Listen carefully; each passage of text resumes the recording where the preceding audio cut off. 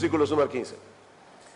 Todo tiene su tiempo y todo lo que se quiere debajo del cielo tiene su hora, tiempo de nacer y tiempo de morir, tiempo de plantar y tiempo de arrancar lo plantado, tiempo de matar y tiempo de curar, tiempo de destruir y tiempo de edificar, tiempo de llorar y tiempo de reír, tiempo de endechar y tiempo de bailar, tiempo de esparcir piedras y tiempo de juntar piedras, tiempo de abrazar y tiempo de abstenerse de abrazar. Hay tiempo de buscar y tiempo de perder, hay tiempo de guardar y tiempo de desechar, tiempo de romper y tiempo de coser, tiempo de callar y tiempo de hablar, tiempo de amar y tiempo de aborrecer, tiempo de guerra y tiempo de paz.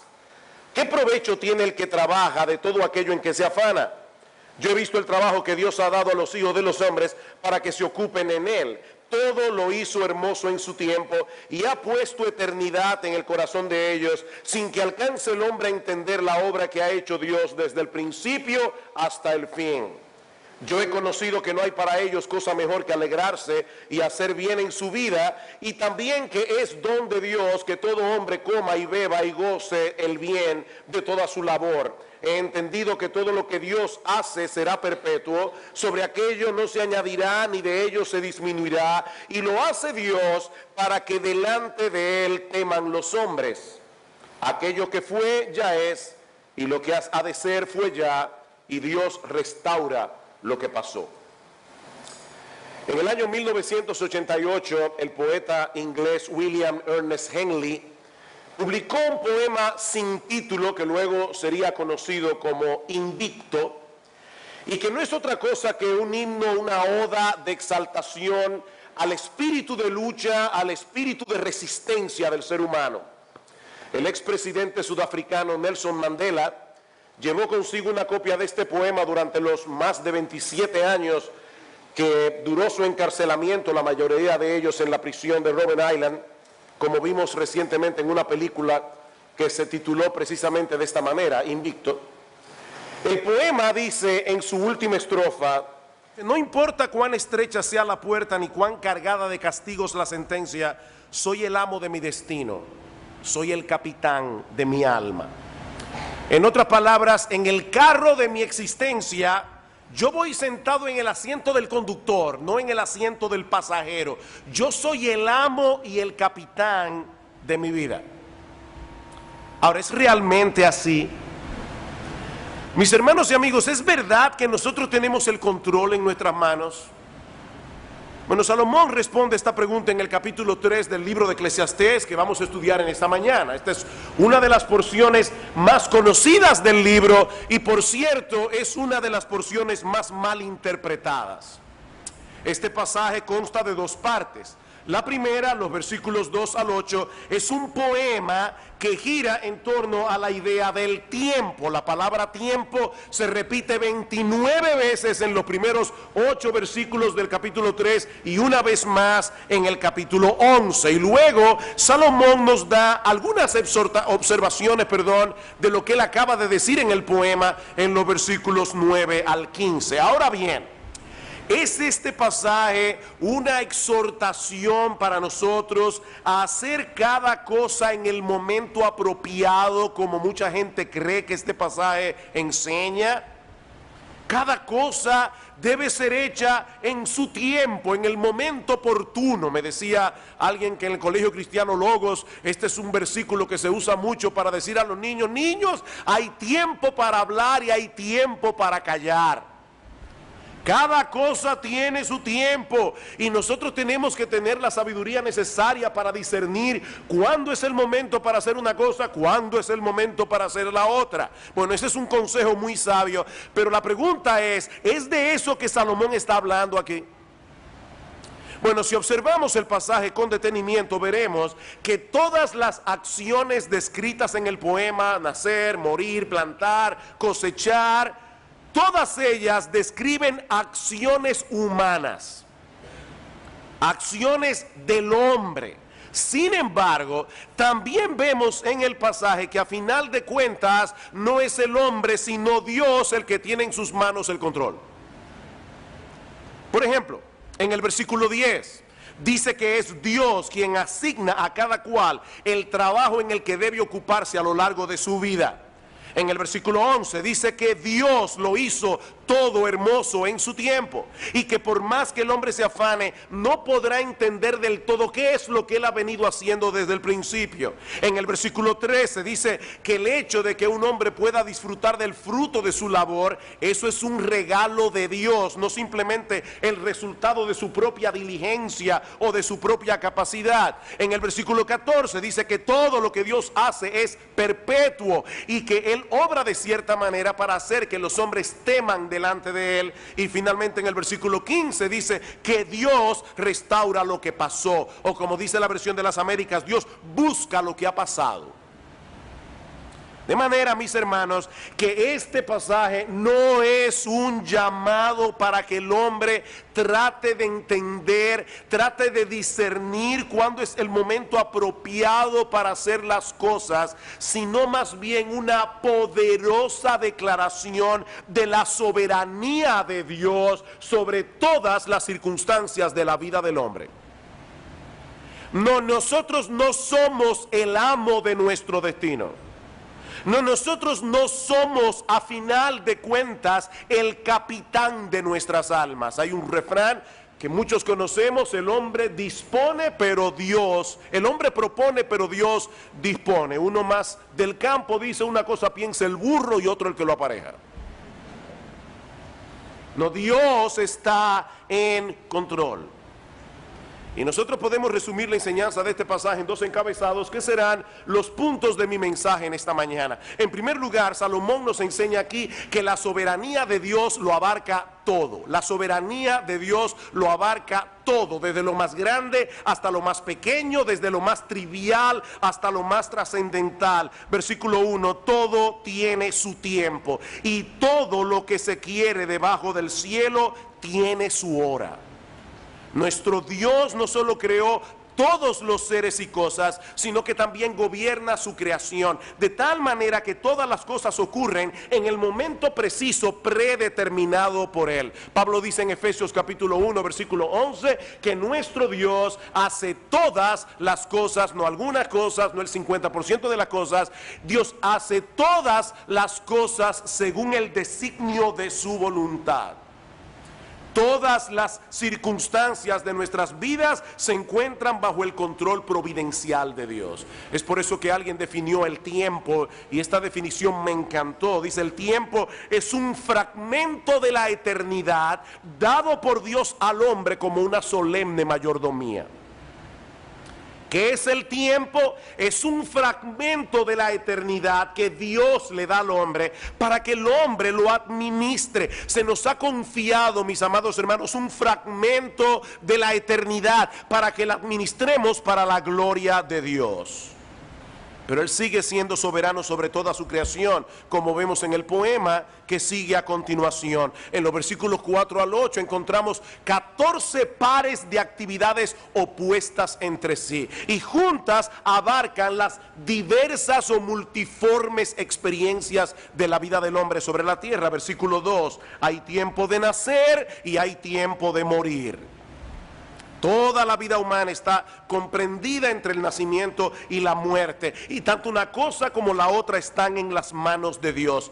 Mis hermanos, nadie puede escoger ni el tiempo ni las circunstancias de su nacimiento. A nadie le consultaron para saber en qué familia te hubiera gustado nacer, o en qué país, o en qué época. No, cada uno de esos detalles se encuentra bajo el control providencial de Dios. Dice David en el Salmo 139, 13, porque tú formaste mis entrañas, tú me hiciste en el vientre de mi madre. Él escogió cuál era el vientre en el que él iba a nacer. Así que tu apellido, mi amado hermano, fue escogido por Dios. Tal vez tú querías ser Rothschild, pero eres, qué sé yo, Pérez o qué sé yo. Dios te hizo en el vientre de tu madre, y cada cosa que trajeron tus genes, cada información que trajeron tus genes fue la que Dios quiso darte. Mi embrión vieron tus ojos, dice en el versículo 16 del Salmo 139, y en tu libro estaban escritas todas aquellas cosas que fueron luego formadas sin faltar una de ellas. Nacimos cuando Él quiso que naciéramos, y el día de nuestro funeral también fue decretado por Él. Hablando de la vida del hombre, dice en Job 14:5, y leo de la Biblia de las Américas, que nuestros días están determinados y el número de nuestros meses es conocido, y has fijado nuestros límites para que nadie pueda sobrepasarlos. Dios le puso un límite a nuestra vida. Nacimos cuando Él quiso que naciéramos, y el día de nuestra muerte también está bajo su control providencial. ¿Y saben qué es lo más extraordinario de la providencia divina? Que Dios controla todas las cosas, Dios gobierna todas las cosas sin anular nuestra responsabilidad y sin dejar de tomar en cuenta nuestra iniciativa. Tú eres tú y haces lo que tú quieres, y Dios controla eso y hace que las cosas ocurran como Él quiere, haciendo que tú actúes como tú quieres. Versículo 2 otra vez. Hay tiempo de nacer y tiempo de morir, tiempo de plantar y tiempo de arrancar lo plantado. Hermanos, ¿quién es el que planta y quién es el que recoge la cosecha? El hombre, por supuesto, pero es Dios que le da la capacidad para hacerlo, y es Dios el que determina si tu trabajo será fructífero o no. Aparte de que la siembra y la cosecha deben adaptarse a los ciclos de la naturaleza establecidos por Dios. De lo contrario, no tendremos fruto al final. Y Salmos capítulo 65. Salmo 65, versículo 9. Miren la visión que tenía el salmista de la soberanía, del control providencial de Dios. Dice en el versículo 9: visitas la tierra y la riegas, en gran manera la enriqueces, con el río de Dios lleno de aguas, preparas el grano de ellos cuando así la dispones, Dios hace que se empapen sus surcos, haces descender sus canales, la ablandas con lluvias, bendices sus renuevos. Tú coronas el año con tus bienes, y tus nubes destilan grosura, destilan sobre los pastizales del desierto, y los collados se ciñen de alegría. Todo eso lo hace Dios. Amén. Él es soberano. De igual manera dice en el versículo 3 que hay tiempo de matar, refiriéndose probablemente a la pena capital que Dios instituyó en Génesis capítulo 9 versículo 6. Hay tiempo en que Dios le ha dado al Estado la potestad de quitarle la vida a alguien, y hay tiempo de curar. Dos personas se enferman con la misma enfermedad, uno muere, la otra se cura. La pregunta es, ¿quién determina esto? Dice en Deuteronomio 39 que Dios es el que hace morir y el que hace vivir. Yo hiero, dice Dios, y yo sano. También hay tiempo de destruir y tiempo de edificar. Nosotros vemos eso todo el tiempo.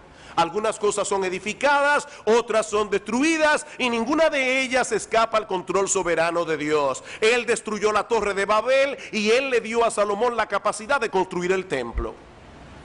Hay tiempo de llorar y tiempo de reír, tiempo de endechar y tiempo de bailar, dice en el versículo 4. En la providencia divina vendrán situaciones de gozo, vendrán situaciones de tristeza.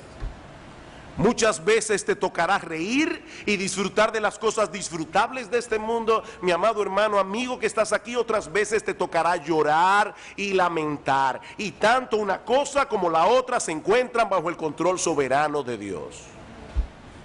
Dice en Lamentaciones capítulo 3 versículo 37: ¿quién será aquel que diga que sucedió algo que el Señor no mandó? De la boca del Altísimo no sale lo bueno y lo malo. De igual manera hay tiempo de esparcir piedras, hay tiempo de juntar piedras.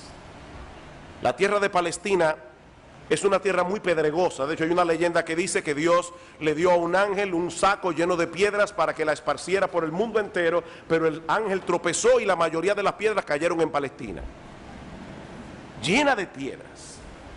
Por lo que los agricultores tienen que limpiar el terreno, tienen que recoger las piedras antes de poder arar y plantar. De hecho, nosotros vemos en la misma Biblia que una de las estrategias que se usaban en tiempos de guerra era sembrar de piedras el campo del enemigo para que no pudiera cosechar, dice en Segunda de Reyes capítulo 3 versículo 19. Así que las cosas grandes, las cosas pequeñas están contempladas en el decreto de Dios. Hay tiempo de abrazar y tiempo de abstenerse de abrazar, como muchas veces los suegros tienen que recordarle a sus futuros yernos. Este no es el tiempo de abrazar, amigo, espere la boda. Hay tiempo para todo. Hay tiempo de buscar y tiempo de perder, dice en el versículo 6. Yo estoy seguro que la mayoría de ustedes ha tenido en algún momento de su vida que tomar la decisión de dar por perdida una cosa que se ha extraviado. La buscan, la buscan, la buscan, pero en un momento dado tuviste que desistir porque Dios decidió que siguiera perdida. No la vas a encontrar. ¿O no es así?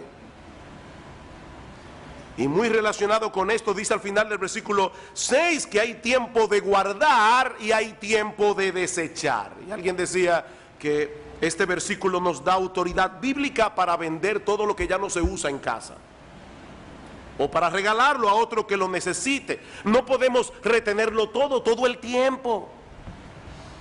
Hay tiempo de romper y tiempo de coser. ¿Y eso qué significa? Bueno, en los días de Salomón, las personas solían rasgar sus vestidos cuando estaban atravesando por un periodo de profunda aflicción. Así que lo que Salomón nos está diciendo allí es que vendrán momentos en que el duelo será lo apropiado.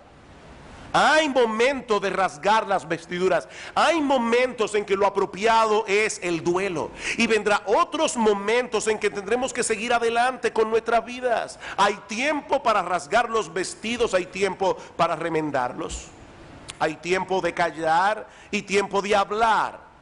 Tiempos en los que tendremos que esperar en silencio la salvación del Señor en medio de una gran aflicción, como dice Lamentaciones 3:28. Y tiempos en los que tendremos que hablar y clamar.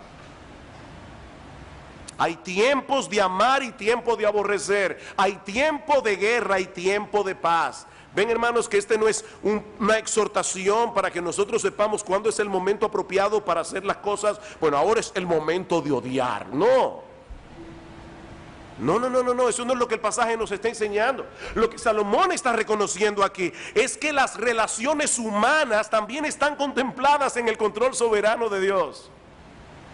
Hubo un tiempo en la historia de Israel en que ellos fueron aborrecidos y fueron esclavizados por los egipcios. Y hubo otro tiempo en que Dios movió el corazón de esos mismos egipcios para que favorecieran al pueblo de Israel y le dieran gratuitamente sus joyas. Hay tiempo de aborrecer y hay tiempo de amar. ¿Cuál es entonces la enseñanza de este pasaje, mis amados hermanos? Que nada, absolutamente nada, desde lo más grande hasta lo más pequeño, desde lo más trascendental hasta lo más trivial, nada escapa al control soberano de Dios. Su providencia lo abarca todo. Dice en Mateo capítulo 10, versículo 29, que ni un pajarillo cae a tierra sin la voluntad de Dios, y que aún los cabellos de nuestra cabeza están contados. Nuestro Dios no dejó el universo al garete, y mucho menos la vida del hombre sobre la tierra. Él es Rey de reyes, hermanos. Él es Señor de señores. ¿Y saben qué? Y gloria al Señor por eso. Él no tiene la menor intención de renunciar de su cargo. Él seguirá siendo, por los siglos de los siglos, el amo de nuestro destino y el capitán de nuestras almas. A veces uno no lo ve y no parece, pero Él está ahí. Hace unos años el Señor nos concedió a mi esposa y a mí poder hacer un viaje en barco. Y saben que yo nunca vi al capitán, pero yo sabía que Él estaba ahí, porque el barco iba donde tenía que ir. Bueno, a veces nosotros no vemos a Dios, pero el capitán está ahí, hermanos. El capitán está ahí. Tal vez nunca lo veas, pero Él está ahí. Puedes estar seguro de eso. Ahora, la pregunta que debemos hacernos ahora es: ¿cómo se supone que nosotros debemos reaccionar ante esa realidad? Porque hay personas que pueden llegar a la conclusión que definitivamente Dios está en control, por lo tanto, la vida no vale la pena. No importa lo que yo haga. Dios es un tirano que está en el cielo y yo no puedo contra él. ¿Cuántos de ustedes han escuchado o han leído la novela de Moby Dick? Moby Dick es una ballena blanca enorme. El capitán Ahab quiere matarla porque en un momento dado Moby Dick le quitó de una mordida a la pierna a Ahab, y toda la novela de Herman Melville es el afán de este hombre de matar la ballena blanca. Lo que mucha gente no sabe es que Moby Dick no es en realidad una simple novela de aventuras. Moby Dick es un tratado filosófico. Herman Melville llegó a la conclusión de que Dios es soberano y no soportaba la soberanía de Dios, y quiso escribir un ensayo acerca de esto. ¿Cómo yo me hago viviendo en un mundo en el que Dios es soberano y en el que yo no quiero someterme a ese Dios? Moby Dick no es otra cosa que una imagen del Dios soberano. Cuando Melville terminó esa novela, le escribió una carta a su amigo Nathaniel Hawthorne, el autor de La Letra Escarlata, y le dijo: acabo de escribir una novela perversa. No es una simple novela de aventuras. Es el hombre que se enfrenta ante la realidad de que Dios es soberano. Yo no puedo con Dios. La pregunta es: ¿cómo debemos reaccionar ante la realidad de que todas las cosas que ocurren en la vida, todas las circunstancias de nuestra existencia están bajo el control soberano de Dios? Versículo 9. ¿Qué provecho tiene el que trabaja de aquello en que se afana? Si toda nuestra vida se desarrolla bajo los designios de la providencia de Dios, ¿en verdad podemos por nosotros mismos cambiar el curso de los acontecimientos y hacer que las cosas ocurran como nosotros queremos que ocurran? ¿De verdad tenemos esa capacidad? Dice en Eclesiastés capítulo 9, versículo 11: no es de los ligeros la carrera, ni la guerra de los fuertes, ni aun de los sabios el pan, ni de los prudentes las riquezas, ni de los elocuentes el favor, sino que tiempo y ocasión acontecen a todos dentro del marco de la soberanía de Dios. ¿Quiere esto decir que da lo mismo lo que hagamos en la vida o lo que dejemos de hacer, porque a final de cuentas será lo que será? No, mis hermanos. De hecho, en este mismo pasaje de Eclesiastés capítulo 9, en el versículo anterior, el versículo 10, Salomón dice que todo lo que te viniere a la mano para hacer, hazlo según tus fuerzas. Y unos versículos más adelante dice que la sabiduría es mejor que las armas de guerra. ¿Saben por qué? Porque los hombres sabios tomarán buenas decisiones, y las buenas decisiones suelen producir buenos resultados. Ahora, lo que este pasaje nos está enseñando, mis amados hermanos, amigos que están aquí en esta mañana, es que creer que las cosas dependen enteramente de ti, tarde o temprano te llenará de confusión y de angustia, porque nuestra vida depende de un montón de factores que nosotros no controlamos, que no los controlamos. Un virus de gripe puede echar a tierra el plan mejor planificado. Un virus de gripe. No somos el capitán de nuestras almas. El destino de nuestra vida no está en nuestras manos. Mis hermanos, el punto al que Salomón nos quiere llevar aquí no es al fatalismo. Bueno, será lo que será, no. Lo que Salomón quiere es que nosotros reconozcamos humildemente que nuestro Dios tiene un plan, que nosotros debemos someternos con mansedumbre al plan de Dios, en la misma medida en que nos ocupamos con responsabilidad, con diligencia de las cosas que Él ha puesto a nuestro cuidado. Capítulo 3, versículo 10. Yo he visto el trabajo que Dios ha dado a los hijos de los hombres para que se ocupen en él. Dios nos ha dado una tarea que hacer, hermanos. Eso es parte de su plan. Todos nosotros tenemos una labor y debemos hacerla con diligencia, pero sigue siendo su plan. Y ese plan Es hermoso, es perfecto, es apropiado. Versículo 11, todo lo hizo hermoso en su tiempo y ha puesto eternidad en el corazón de ellos, sin que alcance el hombre a entender la obra que ha hecho Dios desde el principio hasta el fin. Mis hermanos, el plan de Dios es perfecto. Él todo lo hizo hermoso en su tiempo. El problema es que nosotros no podemos percibir claramente la belleza de ese plan, porque nuestra perspectiva de las cosas es sumamente limitada y sumamente fragmentada. Nosotros queremos entender la totalidad de lo que Dios está haciendo, pero no podemos. No podemos. Es a eso que Salomón se refiere en el versículo 11, cuando dice que Dios ha puesto eternidad en el corazón de los hombres, pero aún así no alcanzamos a entender la obra que Él ha venido haciendo desde el principio.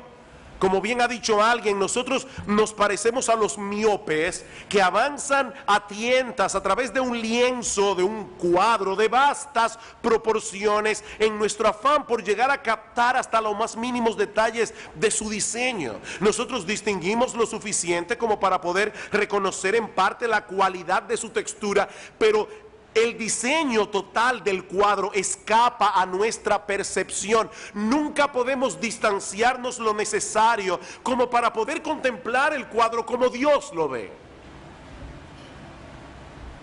Él está viendo el todo, nosotros vemos una pequeña parte. Y ese es el gran problema del hombre sin Dios. Él desea comprender cuál es el sentido y propósito de todo lo que sucede a su alrededor, pero siempre termina en un callejón sin salida. Le faltan piezas para armar el rompecabezas. Estamos atrapados en el tiempo, pero tenemos eternidad en el corazón.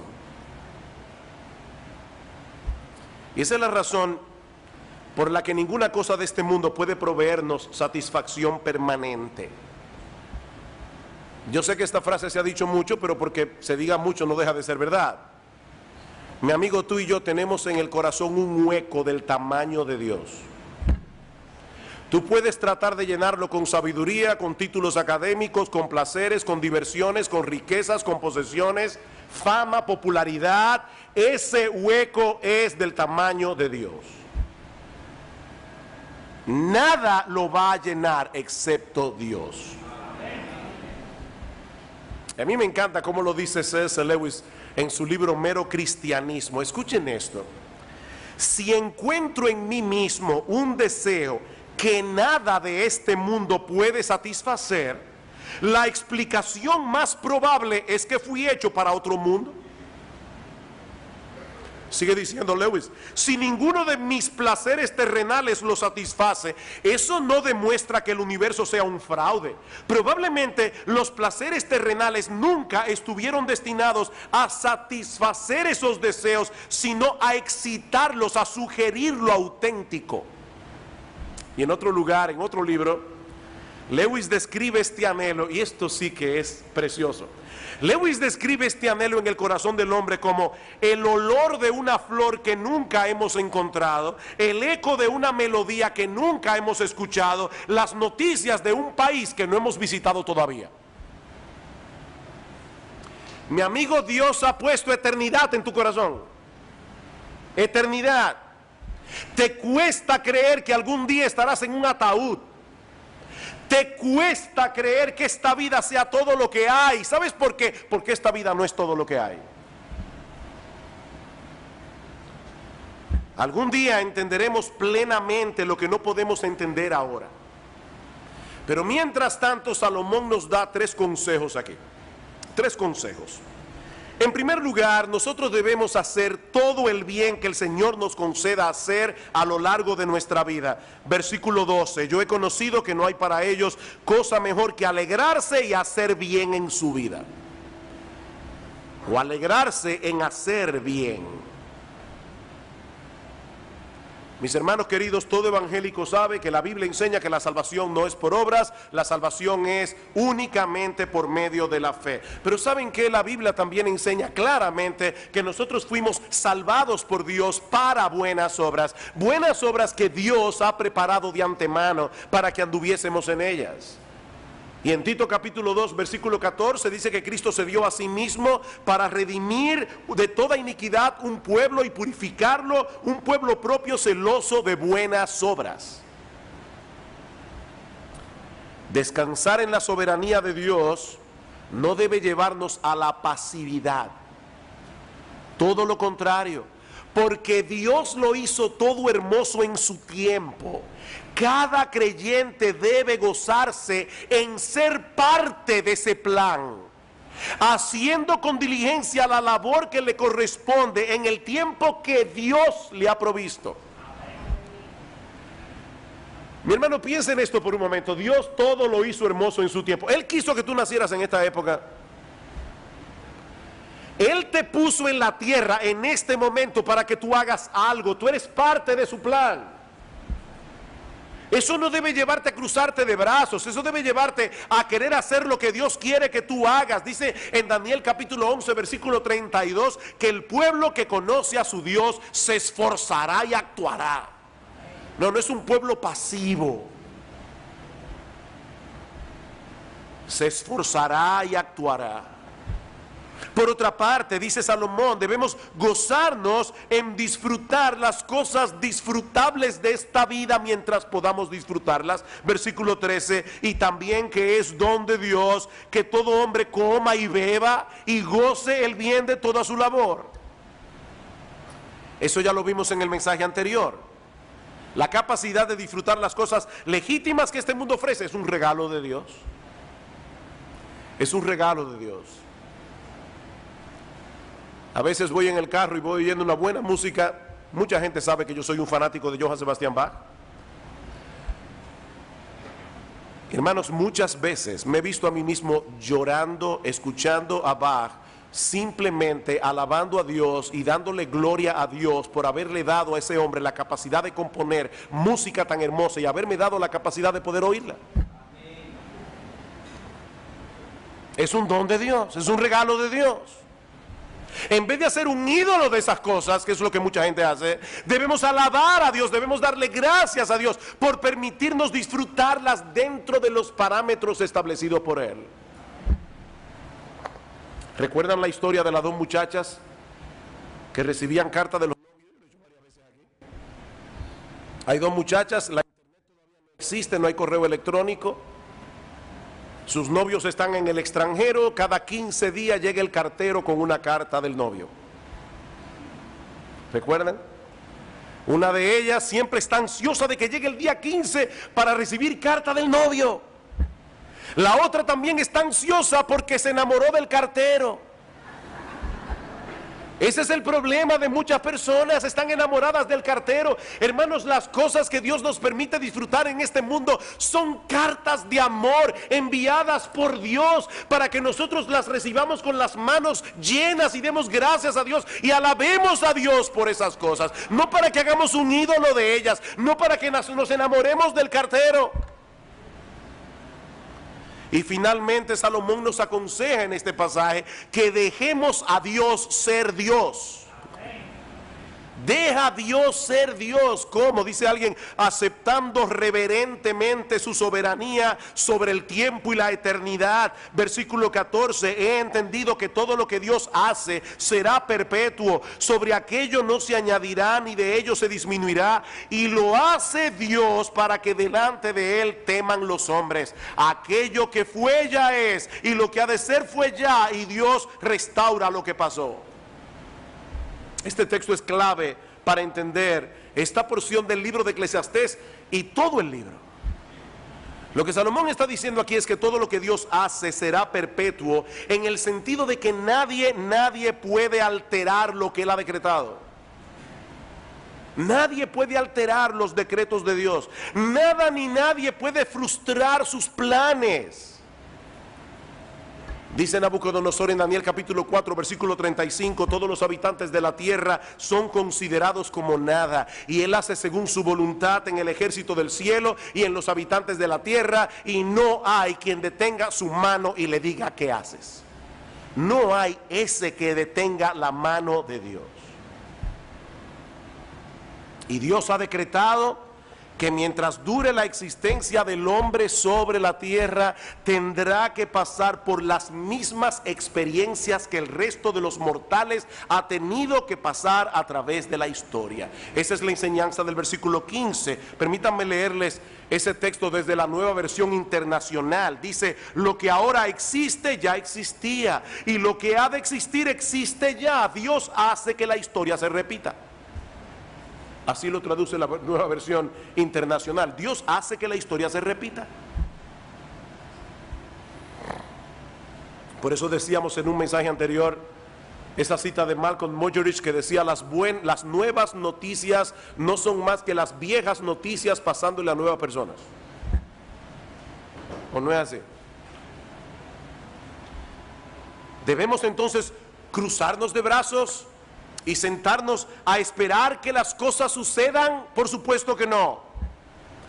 Pero sí debe llevarnos esta enseñanza a someternos con mansedumbre al control soberano de Dios. Debemos someternos con mansedumbre y reverencia. Dice en el versículo 14 que Dios hace las cosas como las hace para que los hombres teman delante de Él. Miren, mis hermanos, contemplar a Dios ejerciendo su soberanía en el mundo, haciendo una obra extraordinaria que nosotros no entendemos del todo, eso debe llevarnos a postrarnos en reverencia, en asombro, en admiración delante de Dios. Pero ¿qué clase de Dios es este? ¿Qué clase de Dios? Mis hermanos, nuestro Dios está llevando a cabo un plan sumamente complejo. Y aunque muchas cosas que nos ocurren no parecen en el momento tener ni pies ni cabeza, ¿saben lo que va a pasar al final? Vamos a contemplar extasiados que ciertamente Él hizo todo hermoso en su tiempo. Él lo hizo todo hermoso en su tiempo. Tratemos de visualizar por un momento las repercusiones que tienen las acciones de los seres humanos. Imagínense que cada acción de un ser humano es como una piedra que cae en un estanque de aguas. Los niños que están aquí saben, ¿verdad?, que cuando tiramos una piedra en un estanque de agua, ¿qué pasa? Hay ondas que se forman, ¿verdad?, a partir de esas piedras. Y si tiramos más de una piedra, las ondas de una van a chocar con las ondas de la otra. Son innumerables las repercusiones que cada acción de cada ser humano tiene en la vida de otros. Y eso es algo de lo que nosotros mismos no estamos conscientes, pero vivimos afectando a otros. Vivimos afectando a otras personas, para bien o para mal. Ahora vamos a suponer que en vez de una piedra sean 10 piedras las que han caído en el estanque, y tratemos de visualizar cómo las ondas de estas 10 piedras interactúan unas con otras. Pero ¿qué tal si en vez de 10 fueran 100 piedras, o 1000 piedras, o 1.000.000 de piedras, o 6 billones de piedras en un estanque? Eso nos da una idea aproximada de la enorme complejidad de la providencia divina que gobierna cada una de esas ondas, todo para su gloria y para el bien de su pueblo. ¿Te lo puedes imaginar? Y todo eso, repito, sin eliminar en absoluto la responsabilidad humana. Eso es lo más complejo de esto. El hombre no es un robot, es un ser creado a la imagen de Dios con intelecto, con voluntad, con autodeterminación, con emociones. Cuando el hombre toma una decisión, es su decisión, es lo que él deseaba hacer. Él es responsable de lo que hace. Sin embargo, Dios sigue siendo soberano y su plan será llevado a cumplimiento.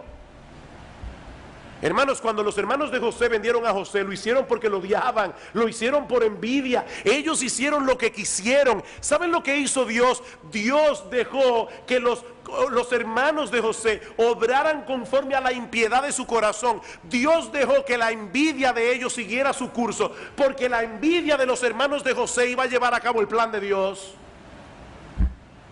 Y finalmente José tiene que decir a sus hermanos: no me enviasteis vosotros aquí, Dios me envió acá para preservación de vida.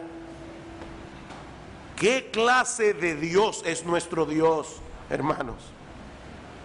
Como dice Pablo en Romanos capítulo 11, versículo 34, ¿quién entendió la mente del Señor? Y por supuesto la respuesta es nadie. ¿Quién entendió la mente del Señor? No, nadie entendió ni entenderá jamás la mente del Señor. No completamente. Sus juicios son insondables, sus caminos son inescrutables, dice Pablo.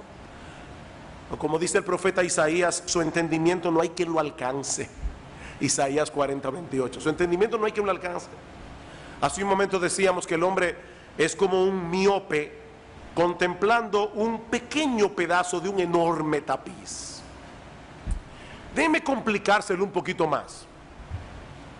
No, nosotros no somos como un miope tratando de entender un cuadro enorme, un tapiz enorme. No, es peor que eso. Estamos viendo el tapiz por la parte de atrás, de este lado del cielo. Para nosotros es como una maraña de hilos. ¿Han visto un tapiz de esos tejidos? Uno lo contempla por atrás y lo que uno ve es una maraña de hilos que no sabemos ni de dónde viene ni para dónde va. Pero ¿saben qué, mis hermanos? ¿Saben que algún día nosotros veremos el tapiz por delante? Y nosotros percibiremos, como ahora no podemos percibirlo en este cuerpo mortal, la complejidad, la hermosura de su diseño. Y nosotros alabaremos a Dios y le daremos gloria por cada hilo, le daremos gloria por cada color, por cada textura. Ahora, ¿saben qué, mis amados hermanos? No tenemos que esperar hasta llegar al cielo para comenzar a alabar a Dios y descansar en Él. El creyente anda por fe, no por vista. Y por medio de su palabra, ya nosotros conocemos lo suficiente de Dios como para decir junto con el salmista en el Salmo 46, Dios es nuestro amparo, nuestra fortaleza, nuestro pronto auxilio en las tribulaciones. Por tanto, no temeremos aunque la tierra sea removida, se traspasen los montes al corazón del mar, aunque bramen y se turben sus aguas a causa de su braveza. No temeremos. Dios está en control. No, nunca podremos entender plenamente los pensamientos y caminos de Dios, pero sí podemos confiar en Él aunque la vida duela. Porque nuestro Dios es infinitamente sabio, nuestro Dios es infinitamente digno de confianza. ¿Quieres ver un ejemplo extraordinario de cómo Dios ejerce su control providencial sobre las circunstancias de esta vida para llevar a cabo sus decretos soberanos? Estudia la vida del Señor Jesucristo. Estudia la vida de Cristo. Pablo dice en Gálatas capítulo 4, versículo 4, cuando vino el cumplimiento del tiempo, Dios envió a su Hijo, nacido de mujer y nacido bajo la ley. El Señor Jesucristo nació en el momento preciso en que debía nacer, cuando ya todo estaba preparado para ese evento. Y luego esperó pacientemente 30 años, el momento preciso para darse a conocer al pueblo de Israel. ¿Y cuáles fueron las primeras palabras que Cristo predicó en su ministerio público? Marcos 1:15, el tiempo se ha cumplido y el reino de Dios se ha acercado, arrepentíos y creed en el evangelio, el tiempo se ha cumplido. Cristo tenía un horario establecido por Dios. Es por eso que cuando los judíos quisieron echarle mano antes del momento trazado por Dios en su calendario. Dice en Juan capítulo 7 versículo 30 que no pudieron hacerlo porque aún no había llegado su hora. No había llegado su hora. Cristo iba a dar su vida en la cruz del Calvario, pero en el tiempo de Dios, no en el tiempo nuestro. Dice en Juan 13:1, que antes de la fiesta de la Pascua, sabiendo Jesús que su hora había llegado, ahí le lavó los pies a los discípulos y orando al Padre en Juan capítulo 17, versículo 1 dice el Señor: Padre, la hora ha llegado, glorifica a tu Hijo para que también tu Hijo te glorifique a ti. Es por eso que Pablo dice en Romanos 5:6 que Cristo a su tiempo murió por los impíos. A su tiempo. Conforme a ese calendario divino, resucitó de los muertos al tercer día, ascendió a los cielos, está sentado a la diestra de Dios. ¿Y saben qué, mis amados hermanos? En el momento preciso Jesucristo volverá.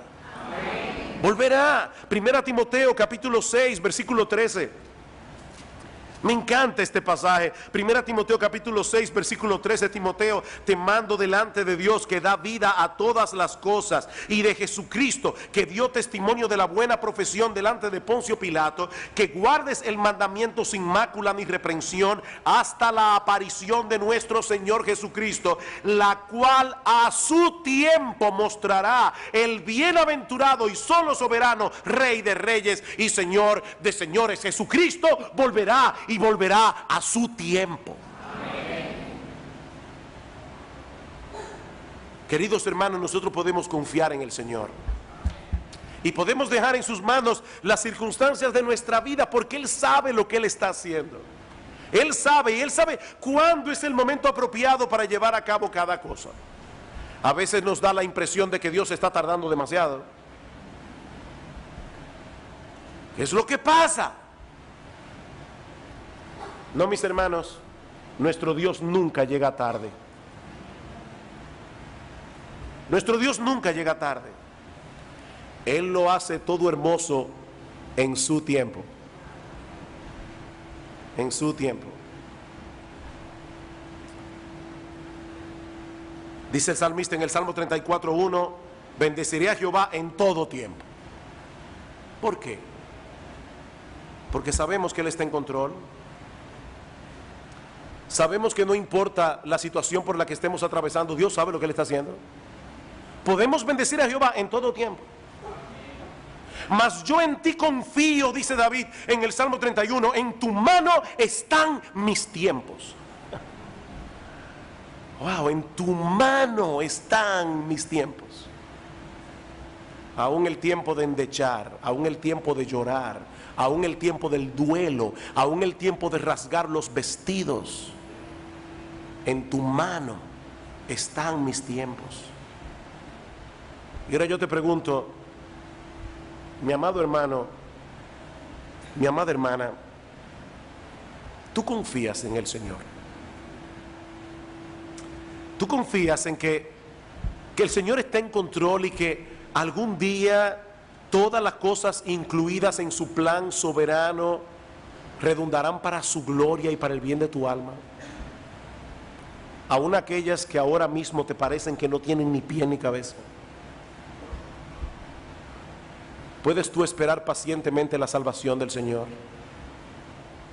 Y orar al Señor, y orar al Señor un día, una semana, un mes, un año, 10 años, 20 años. En estos días leí una cosa sorprendente. John Flavel, un gran ministro puritano, predicó un sermón en una iglesia y le oró al Señor: Señor, yo quiero que este sermón salve a algunos. Había un jovencito sentado en la iglesia con 15 años de edad que no prestó para nada atención al llamado del evangelio en ese momento. Vivió una vida perdida, completamente perversa. Llegó a los 100 años de edad, y cuando ese jovencito tenía 100 años de edad, recordó vívidamente ese sermón que había escuchado a los 15 años, 85 años atrás, y se convirtió al Señor. Esa oración de Flavel fue respondida en su tiempo. En su tiempo. Y si hay alguno aquí que todavía no ha venido a Cristo en arrepentimiento y fe, mi amigo, este pasaje tiene algo que enseñarte a ti también. El Dios que tiene en sus manos el control de las cosas te trajo hoy a esta iglesia. Dios te trajo aquí. Y Dios te trajo para que escuches su palabra, porque Él hoy te está dando la oportunidad. Hoy el Dios que maneja el tiempo te está dando la oportunidad de venir a Cristo en arrepentimiento y fe. Dice en 2 Corintios capítulo 6, en tiempo aceptable te he oído y en día de salvación te he socorrido. He aquí ahora es el tiempo aceptable. He aquí ahora el día de la salvación. Este es el tiempo de Dios. Tú no tienes la menor idea de lo que va a pasar con tu vida mañana. Lo único que sabemos es que ahora estás escuchando su palabra, ahora estás en medio de su pueblo, ahora tienes tiempo de venir a Cristo en arrepentimiento y fe. Mi amigo, no desprecies la oportunidad que Dios está dando. Este es el tiempo aceptable. Este es el día de la salvación.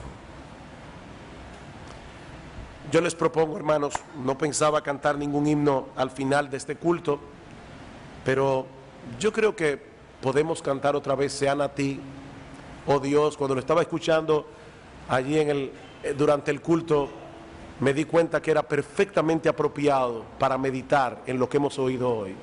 Todo tiene su tiempo. Dios tiene control del tiempo.